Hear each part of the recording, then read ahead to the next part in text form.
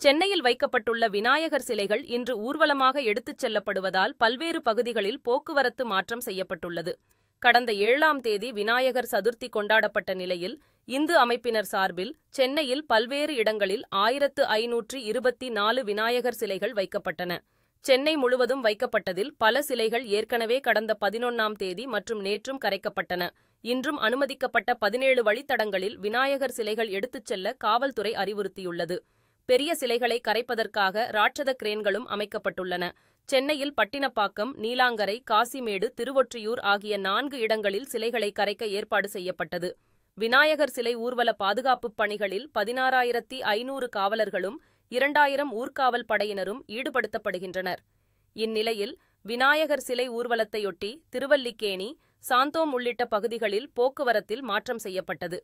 விநாயகர் சிலைகளை கரைக்கும் இடங்களை சுற்றி 10 கிலோமீட்டர் சுற்றளவுக்கு வணிக வாகனங்கள் செல்ல அனுமதியில்லை என்றும் காவல்துறை சார்பில் கூறப்பட்டுள்ளது.